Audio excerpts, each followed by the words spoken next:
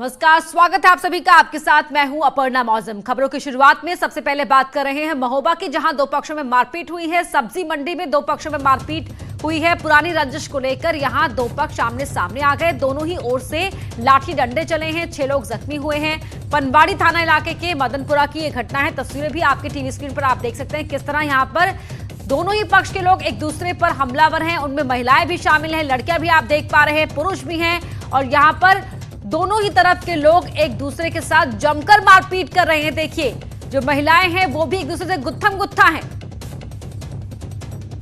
क्या महिला, क्या पुरुष, क्या बच्चियां यहां पर भी मौजूद हैं जो एक दूसरे पर हमलावर हैं, एक दूसरे पर हमला कर रहे हैं। लाठी डंडे लेकर ये एक दूसरे से भिड़े हुए हैं। सब्जी मंडी में ये दो पक्ष जिनके बीच मारपीट हुई है और 6 लोग इस मारपीट में जख्मी हुए हैं। दोनों ही तरफ से लाठी डंडे चले हैं। गुत्थम गुत्था दोनों ही तरफ के लोग हैं। इसमें कोई भी बचाव करता हुआ नजर नहीं आ रहा है। किसी ने रोकने की कोशिश यहां पर नहीं की। इन तस्वीरों में को देखकर यह लग रहा है क्योंकि दोनों ही तरफ के लोग एक दूसरे से भिड़े हुए हैं। महोबा के पनवाड़ी थाना इलाके के मदनपुरा की घटना है। सब्जी मंडी है, आप देख सकते हैं सड़क के दोनों ही तरफ यहाँ पर सब्जियां लगी हुई हैं और सब्जी बेचने वाले ये दो पक्ष हैं जो एक दूसरे के साथ यहाँ पर गुत्थम गुत्था हैं। पनवाड़ी थाना इलाके के मदनपुरा की घटना है। तस्वीरों में भी आप देख सकते हैं महिलाएं भी हैं, इनमें पुरुष भी हैं और जो बच्चियां भी हैं वो भी यहाँ पर एक दूसरे से भिड़ी हुई हैं, एक दूसरे से लड़ रही हैं। दो पक्ष सब्जी बेचने वाले हैं ये और दोनों ही पक्ष एक दूसरे पर हमलावर हैं। किस बात को लेकर ये झगड़ा शुरू हुआ कि जो नौबत है वो यहां तक जा पहुंची, वो भी अपडेट आपको देंगे। फिलहाल तस्वीरें देखिए और तस्वीरों के जरिए हम आपको बता रहे हैं कि किस तरह से ये दोनों ही पक्ष एक दूसरे के साथ भिड़ गए, आमने सामने आ गए। पुरानी रंजिश बताई जा रही है दोनों ही पक्षों के बीच, जिसको लेकर मारपीट हुई है और दोनों ही तरफ से लाठी डंडे जमकर चले हैं। 6 लोग जख्मी हुए हैं। मदनपुरा की घटना, तस्वीरें टीवी स्क्रीन पर। सड़क के दोनों ही तरफ सब्जियां आप देख सकते हैं।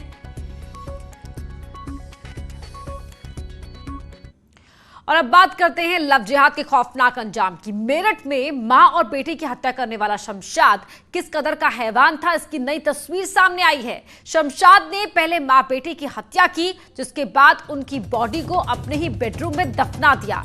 इसका खुलासा पुलिस के इस नए वीडियो में देख सकते हैं कैसे शमशाद ने अपने जुर्म पर पर्दा डाला हुआ है। गड्ढे को भरकर पक्का करने के बाद उस पर कारपेट बिछा दी। पुलिस ने मजदूरों से कई फीट तक गड्ढा खुदवाया, तब जाकर मां बेटी के शव मिले, लेकिन शव गली हुई हालत में थे क्योंकि शमशाद ने उन पर नमक छिड़क दिया था। तस्वीरों में आप देख सकते हैं, सबसे पहले आपको ये फुटेज हम दिखा रहे हैं। मजदूर यहाँ पर गड्ढा खोदता हुआ आपको साफ तौर पर नजर आ रहा होगा। पुलिस ने यहाँ पर कई फीट गहरा गड्ढा खुदवाया। पहले ये फर्श था, फर्श के ऊपर यहाँ पर कारपेट बिछी हुई थी, यानी कि शमशाद ने अपने जुर्म को पूरी तरह यहाँ फर्श के अंदर दफन कर दिया था। किसी को पता ना चले इसलिए पक्का फर्श डलवा दिया था, उस पर कारपेट बिछा दी थी। और अब देखिए, यहाँ पुलिस ने मजदूर से पूरा फर्श तुड़वाया, गड्ढा खुदवाया, तब जाकर कई गहरा फीट गड्ढा खोदा गया, तब जाकर महिला और उसकी बेटी के शव मिले, जिन्हें बाहर निकाला गया। 3 तस्वीरें आपकी टीवी स्क्रीन पर हैं। ये वही बेडरूम है जो आप पहली तस्वीर में देख रहे हैं, जिस बेडरूम में शमशाद ने महिला और उसकी बेटी को दफन कर दिया था कत्ल करने के बाद। दूसरी तस्वीर आप देख सकते हैं, पुलिस ने मजदूर को यहां पर लगाया, फर्श तुड़वाया, गहरा गड्ढा खुदवाया, कई फीट गहरा यहां पर खुदाई करनी पड़ी, तब जाकर शव मिले। शव बेहद गली हुई हालत में थे और तब गड्ढे से दोनों ही शवों को बाहर निकाला गया। शमशाद ने उन गड्ढा खोदने के बाद शवों को दफनाने के दौरान उन पर नमक छिड़क दिया था, इसीलिए शव यहां पर बेहद गली हुई हालत में मिले। 28 मार्च को शमशाद ने महिला और उसकी बेटी को यहां पर दफनाया था कत्ल करने के बाद। यह जानकारी पुलिस ने दी है और अब शमशाद पकड़ा गया है। एनकाउंटर में पुलिस ने शमशाद को गिरफ्तार कर लिया।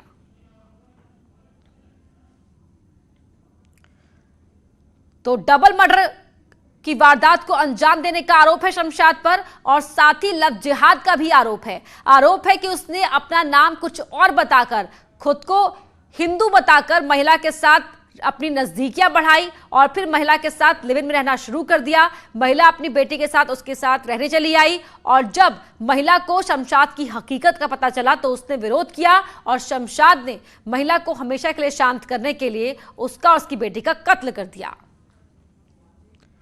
मेरठ में लव जिहाद और डबल मर्डर के आरोपी शमशाद को पुलिस ने मुठभेड़ में गिरफ्तार कर लिया है। मुठभेड़ के दौरान शमशाद जख्मी हो गया, उसके पैर में 4 गोलियां लगी हैं। गंभीर रूप से घायल शमशाद को अस्पताल में भर्ती कराया गया। शमशाद पर पुलिस ने कल 25,000 का इनाम घोषित किया था। थाना ब्रह्मपुरी क्षेत्र के नूरनगर मोड़ पर पुलिस ने जब शमशाद की घेराबंदी की तो उसने पुलिस टीम को देखकर फायरिंग शुरू कर दी। इसके बाद पुलिस ने जवाबी फायरिंग की तो शमशाद के पैरों में गोलियां लग गई। आरोप के मुताबिक शमशाद ने लव जिहाद के जाल में फंसाकर महिला और उसकी बेटी को अपने पास रखा। करीब 6 साल तक लिव इन रिलेशनशिप में रहे, जिसके बाद शमशाद ने दोनों की हत्या कर दी और शवों को अपने घर में ही दफना दिया।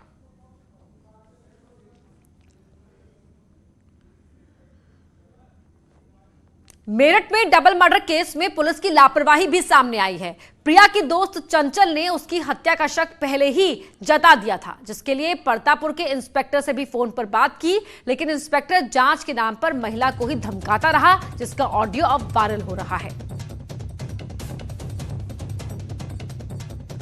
तो इंस्पेक्टर क्राइम परतापुर पर गंभीर आरोप लगाए हैं मृतक महिला की दोस्त ने, जिसने इसका कहना है कि उसने पुलिस को पहले ही इस बात को लेकर अपना शक जाहिर किया था कि शमशाद ने उसकी दोस्त का कत्ल कर दिया है और फोन पर बात भी की थी, लेकिन इंस्पेक्टर जांच के नाम पर उल्टा महिला को ही धमकाते रहे।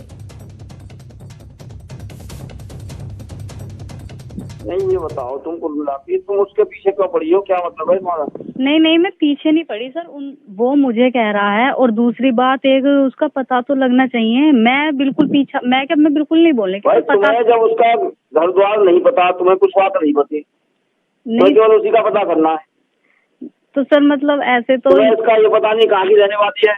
नहीं, हमारे यहाँ पे रह के गई थी। अगर इंसान तुमने रफी गलत दिया उसको, बिना एड्रेस के आदमी रख सकते नहीं भाई। जिसका हमें पता मालूम नहीं उसे कैसे रख लो किराए पे? आपने कैसे रख दिया उसे भाई? तो मतलब रहने दो, अगर उसने मार दिया, उसने बेच दिया तो सही है, अच्छी बात है।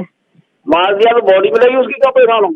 तो बॉडी तो जब मिलेगी जब कोई कार्रवाई होगी। अब आप तो कह रहे हो कार्रवाई लग नहीं रहा, भागते फिरते तुम तो कहीं गई नहीं, देखने कहीं गई थी? नहीं, मैं तो कहाँ जाती देखने, आप बताइए। चलो आ जाना, गाड़ी कर लो, कल घूमते हैं। ठीक है, तुम्हें पास पैसा ज्यादा है? नहीं सर, पैसे की बात नहीं है। तुम्हें जल्दी रिकवरी कर चाहिए तुम्हें, तो गाड़ी कर लो, घूमते हैं आसपास के जिलों में जाते हैं, जहाँ तुम्हें मिलता हूँ। नहीं सर, पहले बॉडी देख लेते हैं। अरे जिस इंसान के संग ये केस हुआ है, डायरेक्ट अगर उससे पूछी जाए, मेरा तो ये कहना है। मैं तो क्या पता, हमने पूछा नहीं क्या भाई? देखो ऐसा है, हम पूछ रहे हैं, लेकिन जब तक वो कोई उसकी वो मिलेगी नहीं, जब तक उसके बयान कोर्ट में नहीं होंगे तो कैसे सजा फांसी दे दो किसी को? ठीक है। अब वो कह रहा है तुमने मार दी, तुम कह रही उसने मार दी। तो सुना आपने, ये वो बातचीत है जो मृतक महिला की दोस्त ने इंस्पेक्टर क्राइम परतापुर के साथ की थी। वो लगातार शिकायत कर रही थी कि उसकी दोस्त का कोई अता पता नहीं चल पा रहा है। उसने इस बात को लेकर शक भी जाहिर किया था कि उसे शक है कि शमशाद ने या तो महिला को मार दिया है या फिर बेच दिया है, लेकिन किस तरह से बर्ताव किया पुलिस ने वो आपने देखा सुना। एक बार फिर सुनिए क्या कुछ कहा इंस्पेक्टर ने इस बातचीत के दौरान। बिना एड्रेस के आदमी रख सकते नहीं। नहीं, ये बताओ तुम कुल मिलाती तुम उसके पीछे क्यों पड़ी हो, क्या मतलब है तुम्हारा? नहीं, मैं पीछे नहीं पड़ी सर। वो मुझे कह रहा है और दूसरी बात एक उसका पता तो लगना चाहिए। मैं बिल्कुल पीछा मैं बिल्कुल नहीं बोलने की पता। जब उसका घर द्वार नहीं पता, तुम्हें कुछ बात नहीं पती, नहीं केवल उसी का पता करना है। तो सर मतलब ऐसे तो इसका ये पता नहीं कहाँ की रहने वाली है। नहीं, हमारे यहाँ पे रह के गई थी। अगर इंसान तुमने रफी गलत दिया उसको, बिना एड्रेस के आदमी रख सकते नहीं भाई। जिसका हमें पता मालूम नहीं उसे कैसे रख लो किराए पे? आपने कैसे रख दिया उसे भाई? तो मतलब रहने दो, अगर उसने मार दिया, उसने बेच दिया तो सही है, अच्छी बात है। मार दिया तो बॉडी मिलेगी उसकी, क्या परेशान हो? तो बॉडी तो जब मिलेगी जब कोई कार्रवाई होगी। अब आप तो कह रहे हो कार्रवाई लग नहीं रहा, भागते फिरते तुम तो कहीं गई नहीं, देखने कहीं गई थी? नहीं, मैं तो कहाँ जाती देखने, आप बताइए। चलो आ जाना, एक गाड़ी कर लो, कल घूमते हैं। ठीक है, तुम्हें पास पैसा ज्यादा है? नहीं सर, पैसे की बात नहीं है, तुम्हें जल्दी रिकवरी कर चाहिए तुम्हें, तो गाड़ी कर लो, घूमते हैं, आसपास के जिलों में जाते हैं, जहाँ तुम्हें मिलता हूँ। नहीं सर, पहले बॉडी देख लेते हैं। अरे जिस इंसान के संग ये केस हुआ है, डायरेक्ट अगर उससे पूछी जाए, मेरा तो ये कहना है। मैं तो क्या पता, हमने पूछा नहीं क्या? भाई देखो ऐसा है, हम पूछ रहे हैं, लेकिन जब तक वो कोई उसकी वो मिलेगी नहीं, जब तक उसके बयान कोर्ट में नहीं होंगे, तो कैसे सजा फांसी दे दो किसी को? ठीक है। अब वो कह रहा है तुमने मार दी, तुम कह रही उसने मार दी। नहीं, ये बताओ, तुम कुल मिलाती तुम उसके पीछे क्यों पड़ी हो? क्या तो सुना आपने इंस्पेक्टर क्राइम को, वो लगातार उस महिला की दोस्त की बात को ही झुटला रहे हैं, खारिज कर रहे हैं। महिला की दोस्त लगातार कह रही है कि उसे शमशाद पर शक है कि उसने या तो उसे बेच दिया है या उसे मार दिया है।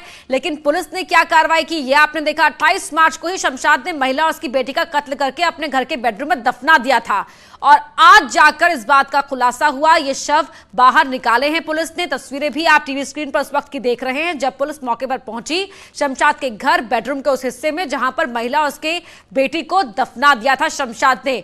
और फर्श बनवाया हुआ था, कारपेट बिछाई गई थी, कारपेट हटाकर फर्श तुड़वाया पुलिस ने, मजदूर बुलाए गए, कई फुट गहरा यहां पर गड्ढा खोदा गया, तब जाकर महिला और उसकी बेटी के शव बाहर निकले। तो डबल मर्डर के आरोपी शमशाद के घर पहुंची न्यूज 18 की टीम। क्या कुछ पाया, दिखाते हैं आपको इस रिपोर्ट में। मेरठ में डबल मर्डर को अंजाम देने वाला खौफनाक आरोपी, मेरठ में डबल मर्डर को अंजाम देने वाला शातिर बदमाश 25,000 का इनामी आखिरकार गिरफ्तार कर लिया गया। मेरठ पुलिस के साथ हुई मुठभेड़ में शातिर शमशाद गिरफ्तार कर लिया गया। न्यूज 18 की टीम इस वक्त शमशाद के घर के बाहर मौजूद है। यहाँ की तस्वीरें हम आपको दिखाना चाहेंगे। आप इन तस्वीरों में देखिए, ये वही मकान है जहाँ पर महिला और उसकी बेटी की लाश को दफन किया गया था, और यहाँ पर पुलिसिया कार्रवाई भी आप देख सकते हैं कि किस तरह से पूरे मकान में ये तोड़फोड़ की गई, इन गेटों को अलग कर दिया गया। साक्ष्य जुटाने के नाम पर ये पूरी कार्रवाई हुई है और पुलिस ने कई साक्ष्य जुटाए भी हैं। पूरा का पूरा मकान दिखाइए अभिषेक कि कितना आलीशान ये मकान है, और बताते हैं कि सिर्फ और सिर्फ ये बुक बाइंडिंग का काम करता था। और इस तिमंजिला मकान को देखिए, 3 स्टोरीड बिल्डिंग है और 3 मंजिला इमारत में महिला, बेटी और शमशाद ही रहता था, ऐसा इनके पड़ोसी कह रहे हैं। ऊपर भी तोड़फोड़ की गई है, ऊपर भी साक्ष्य जुटाने के लिए पुलिस ने यहाँ पर बुलडोजर चलाया है। अभिषेक, इस तरह की तस्वीर भी दिखाई है कि किस तरह से यहाँ पर ये ऊपर का नज़ारा है, और यहीं पर जो है शमशाद उसकी महिला के साथ, जिस महिला के साथ रहता था वो और उसकी 10 साल की मासूम बेटी इसी मकान में रहा करते थे, और इसी मकान के अंदर ही उनका कत्ल किया गया और इसी मकान के अंदर उनको दफन किया गया। और बताते हैं कि 28 मार्च 2020 को ही लॉकडाउन के दौरान इस जघन्य वारदात को अंजाम दिया गया। 28 मार्च 2020 को घटना होती है और इसका खुलासा होता है। 5 महीने तक राज रखा गया, और महिला की सहेली ने इसी महीने की 14 जुलाई को पुलिस को तहरीर दी कि उसकी सहेली बीते कई महीनों से लापता है, गायब है, उसका कोई सुराग नहीं लग रहा है, वो कहाँ है, कैसी है, कुछ पता नहीं चल रहा है। उसने शमशाद का भी इसमें जिक्र किया। तब जाकर के पुलिस चेती और पुलिस ने कार्रवाई शुरू की, और जब पुलिस ने तफ्तीश शुरू की तो तफ्तीश में ऐसी खौफनाक कहानी सामने आई जो शायद ही पुलिस ने कभी सोचा हो।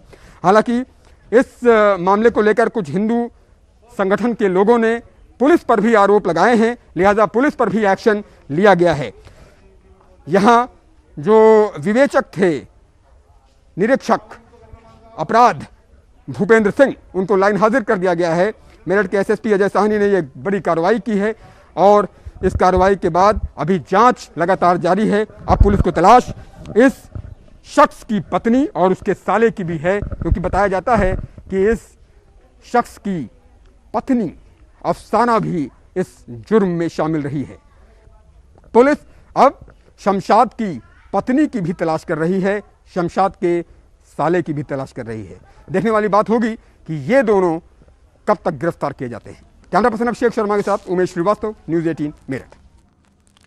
और अब खबर मुरादाबाद से, जहां 2 पक्षों में झड़प हुई है। मुरादाबाद में 2 पक्षों में पथराव हुआ है। खेत में खड़ी चारे की फसल काटने को लेकर दोनों पक्ष आमने सामने आ गए। दोनों ही ओर से जमकर पत्थर चले हैं। सूचना मिलने पर कई थाने की पुलिस मौके पर पहुंच चुकी है। तस्वीरों में भी आप देख सकते हैं, यहां पर बड़ी संख्या में पुलिस फोर्स को लगाया गया है, क्योंकि दो पक्ष यहां पर आमने सामने आ गए फसल काटने को लेकर। यह पूरा विवाद दोनों ही पक्षों के बीच हुआ, जिसमें दोनों के बीच जमकर पत्थर फेंके गए और यहां पर भिड़ंत हुई है। तस्वीरें आप देख सकते हैं, आपको दिखा रहे हैं। बड़ी संख्या में यहां पुलिस फोर्स को लगाया गया है। जमीन पर गिरे ईंट के इन टुकड़ों को भी आप देख सकते हैं। तो खेत में खड़ी चारे की फसल को काटने को लेकर यहां दो पक्षों के बीच विवाद हुआ था। फरीद हमारे सहयोगी जुड़ गए हैं मुरादाबाद से। फरीद, यहां पर हुआ क्या था, पहले ये बताएं। जी अपर्णा, मैं बताना चाहूंगा मुरादाबाद का ये वही नागफनी थाना इलाका है जहां 15 अप्रैल को भी काफी स्वास्थ्य विभाग और पुलिस की टीम पर पथराव हुआ था। आज सुबह भी एक जो इससे मिला हुआ रामगंगा नदी का एक इलाका है, वहां खेत में फसल काटने को लेकर विवाद हुआ, जिसके बाद दोनों पक्षों में पथराव हुआ। पुलिस मौके पर पहुंची, लेकिन जो पथराव करने वाले लोग थे उन्हें पुलिस का खौफ नहीं था।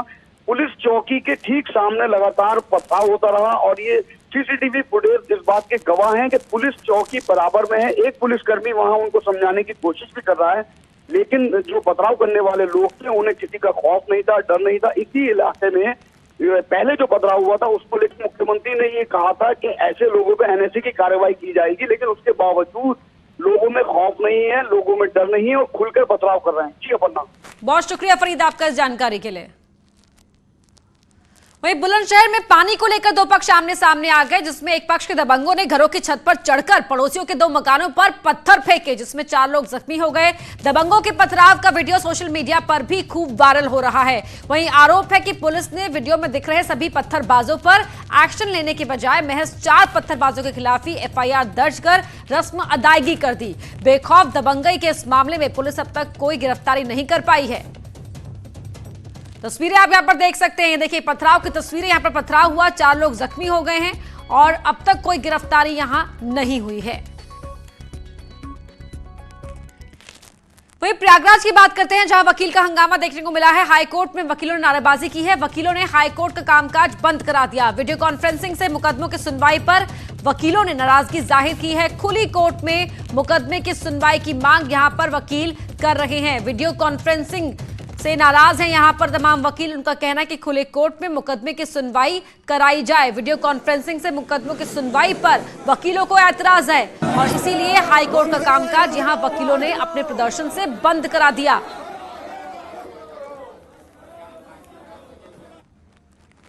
बात फर्रुखाबाद की, जहां दबंगों का आतंक देखने को मिला है। फर्रुखाबाद में दबंग क्लर्क के बेटे का आतंक, लोहिया अस्पताल में जमकर तांडव मचाया। दबंगों ने सरिया और तमंचों से हमला कर दिया, पीट पीट कर जख्मी कर दिया। शराब पीने से मना करने पर पीटा। डॉक्टर के घर के बाहर ये शराब पी रहे थे।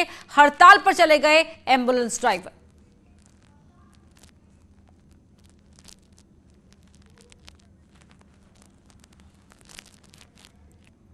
और अब बात मथुरा की करते हैं, जहां थाना गोवर्धन में एक परचून व्यापारी को धमकी भरी चिट्ठी मिली है। इसमें व्यापारी से फिरौती के रूप में 31 लाख रुपए और 50 ग्राम सोना देने की मांग की गई है। नहीं देने पर अंजाम भुगतने की धमकी भी दी गई है। धमकी भरी चिट्ठी मिलने के बाद व्यापारी के परिवार वाले चिंतित हैं। लेटर रखने के वक्त का सीसीटीवी फुटेज भी सामने आया है, जिसके आधार पर पुलिस मामले की जांच कर रही है। पीड़ित व्यापारी ने इस मामले में एसएसपी को शिकायत दी है। पुलिस अभी इस मामले में कुछ भी बोलने को तैयार नहीं।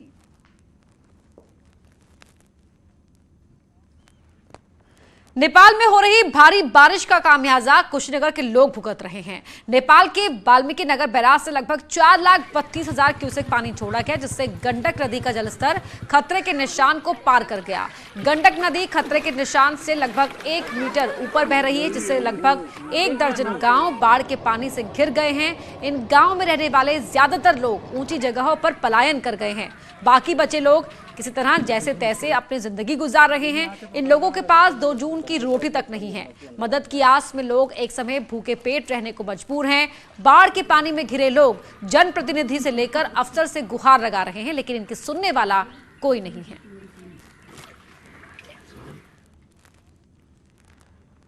नेपाल में हो रही बारिश के चलते सीमावर्ती जिले महाराजगंज के लोग बेहाल हैं। यहां हर तरफ पानी ही पानी नजर आ रहा है। दरअसल गंडक नदी में 4 लाख क्यूसेक पानी डिस्चार्ज होने के बाद नदी ने इन जगहों पर जबरदस्त तबाही मचाई है। घरों में पानी भरने के बाद लोगों को खाने पीने के लाले पड़ गए। इसके अलावा बड़ी संख्या में मवेशी लापता हैं। आलम यह है कि लोग जान जोखिम में डालकर शव को अंतिम संस्कार के लिए ले जा रहे हैं। अफसोस की बात यह है कि अभी तक प्रशासन की तरफ बाढ़ पीड़ितों की कोई सरकारी मदद नहीं पहुंच पाई है। डीएम के मुताबिक एसडीएम को राहत एवं बचाव कार्य के लिए भेजा गया है और लोगों को सुरक्षित ठिकाने पर जाने के लिए कहा गया है। तस्वीरें आप देख सकते हैं, चारों तरफ से पानी ही पानी नजर आ रहा है और मजबूर लाचार खड़े यहां पर लोग लगातार मदद की गुहार लगा रहे हैं। उनके घर डूब गए हैं, सामने रोटी का संकट है और ये देखिए ये तस्वीर जहां एक व्यक्ति की मौत हो जाने पर शव को इस तरह अंतिम संस्कार के लिए ये लोग ले जा रहे हैं। देवरिया में घाघरा नदी पर बना पुल एक बार फिर क्षतिग्रस्त हो गया है। पुल के ज्यादातर जॉइंट में न केवल चौड़े गैप बन गए हैं बल्कि पुल के ऊपर बनी सड़क भी कई जगह से टूट गई है। इसमें दर्जनों गड्ढे हो गए हैं। इसके चलते गाड़ियों के गुजरने पर पुल झूले की तरह हिलने लगता है। निर्माण के बाद से पुल की कई बार मरम्मत हुई है लेकिन पुल जर्जर होता चला गया। लोग हर वक्त अनहोनी की आशंका से डरे रहते हैं। बीजेपी सांसद रविंद्र कुशवाहा ने भी पुल पर सवाल खड़े किए हैं और इसे दुरुस्त किए जाने की मांग की है।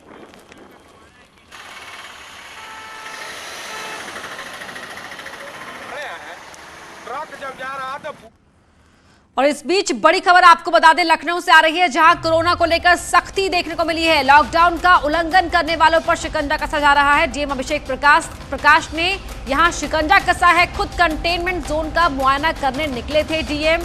कंटेनमेंट जोन में थर्मल स्कैनर न रखने वाले दुकानदार पर जुर्माना लगाया है। दुकानदार पर 10,000 रुपए का फाइन लगाया गया है।